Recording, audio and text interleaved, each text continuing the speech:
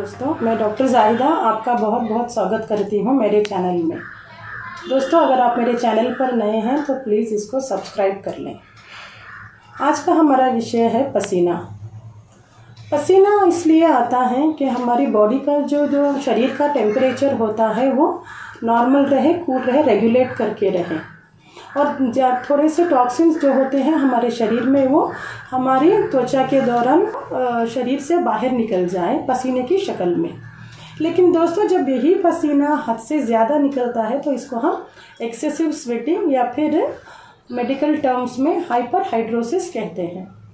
अब इसके दो तरह के कारण माने जाते हैं दोस्तों। एक होता है सेकेंडरी हाइपरहाइड्रोसिस और दूसरा होता है प्राइमरी हाइपरहाइड्रोसिस। मैंने सेकेंडरी हाइपरहाइड्रोसिस इसलिए बोला कि इसके कारण बहुत सारे हैं जिसकी वजह से ये ज़्यादातर पसीना निकलता है।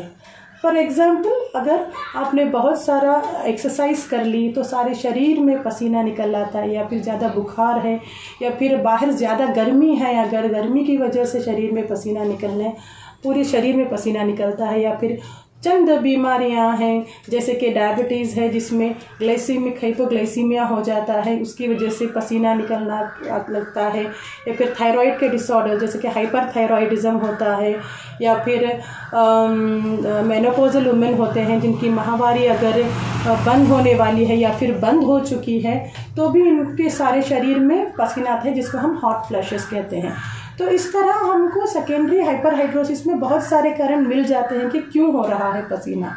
लेकिन जब हम प्राइमरी हाइपरहाइड्रोसिस के पास आते हैं तो इसका एग्जैक्ट कारण नहीं रहता, और ज़्यादातर ये प्राइमरी हाइपरहाइड्रोसिस लोकलाइज्ड होता है, जैसे कि हाथों की हथेलियों में पसीना आना, पैरों के तलवे में पसीना आना, अंडर आर्म्स में पसीना आना, तो ये सारा हो जाता है प्राइमरी हाइपरहाइड्रोसिस।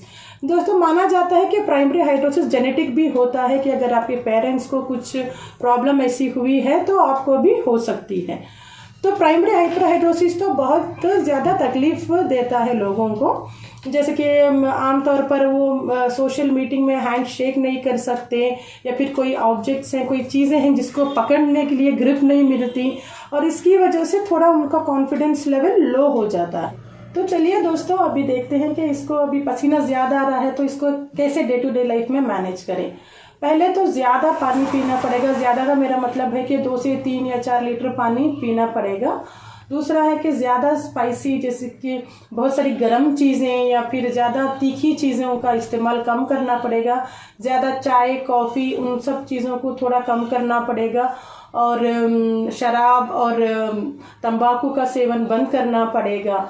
तो ये सब चीज़ें आपकी डे टू डे लाइफ में हो गई। और हाँ, अगर आप डेली तो नहाना पड़ता ही है, इसके साथ साथ अगर आप सिंथेटिक कपड़ों के जगह आप अगर कॉटन कपड़े पहनते हैं तो कॉटन एक स्किन फ्रेंडली मटेरियल होता है जो पसीने को शरीर से बाहर निकालने में एवोपरेट करने में मदद करता है। तो ये हो गया है हमारा जनरल मैनेजमेंट। अभी देखते हैं कि इस परेशानी में होम्योपैथिक मेडिसिन आपको कैसे हेल्प करती हैं।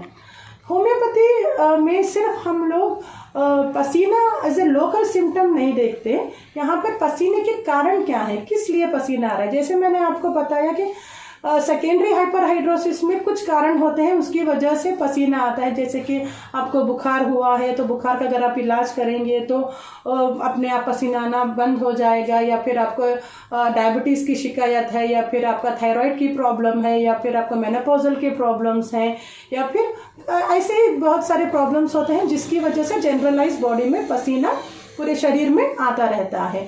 तो अगर होम्योपैथी इसके कॉज के पास जाते हैं, उसका जो भी कारण होता है, जो कारण को ट्रीट करने से पसीना ज़्यादा एक्सेसिव पसीना आना बंद हो जाता है। दोस्तों, ज़्यादातर हाथों में पसीना होता है बिना कोई कारण के। It is not related to कि बाहर सर्दी है या गर्मी है, आपका क्या प्रॉब्लम में है, या फिर आप नॉर्मली बैठे हुए हैं।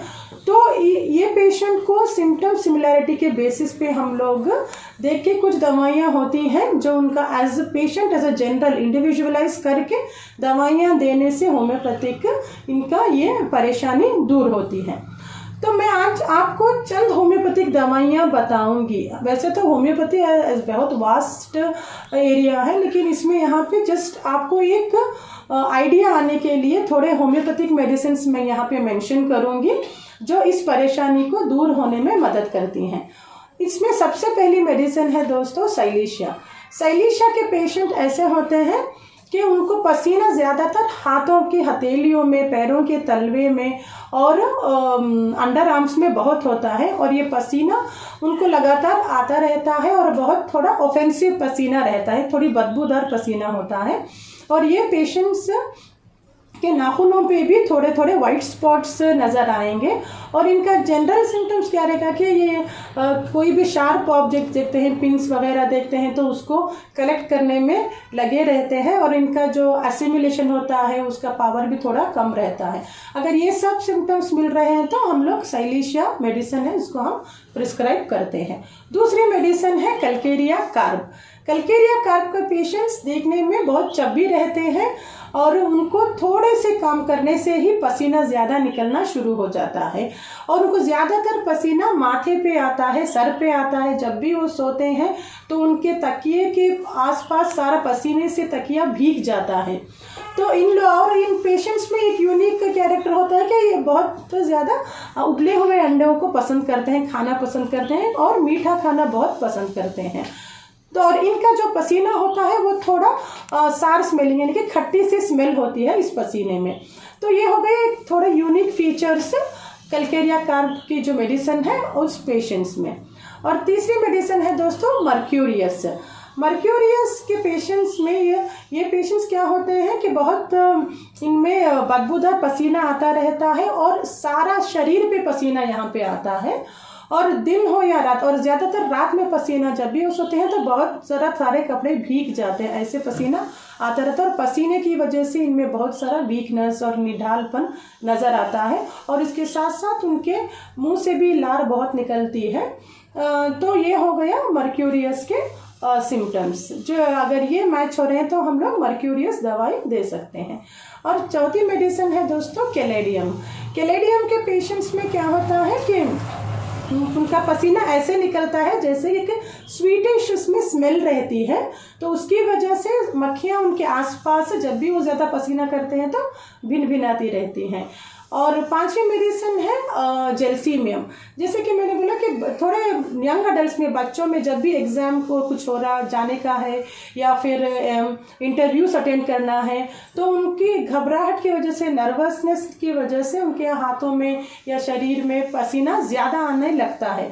तो इस कारण की वजह से, और उनको थोड़ा फियर भी रहता है, एग्जामिनेशन फियर भी रहता है, उसकी वजह से भी वो भूल जाते हैं जो भी पढ़ते हैं, थोड़ा नर्वसनेस की वजह से। तो इस टाइम पे हम लोग जेल्सीमियम मेडिसिन का इस्तेमाल करते हैं। तो दोस्तों ये मैंने सिर्फ चंद मेडिसिन बताई हैं, लेकिन ऐसी बहुत सारी मेडिसिन हैं जो आपको इस परेशानी से बाहर आने के लिए होम्योपैथिक मेडिसिन मदद कर सकती हैं। तो आशा है दोस्तों कि मेरा आज का ये जानकारी आपको पसंद आई। अगर आपने पसंद की है तो प्लीज़ इसको लाइक कीजिए, अपने दोस्तों में शेयर कीजिए, ताकि उनको भी पता चले कि हाँ होम्योपैथिक का सल्यूशन है इस परेशानी के लिए करके। और प्लीज़ कमेंट ज़रूर करें कि आप अपने इस वीडियो में क्या दूसरा टॉपिक चर्चा का विषय रखना चाहते हैं। थैंक यू दोस्तों, थैंक्स फॉर वॉचिंग।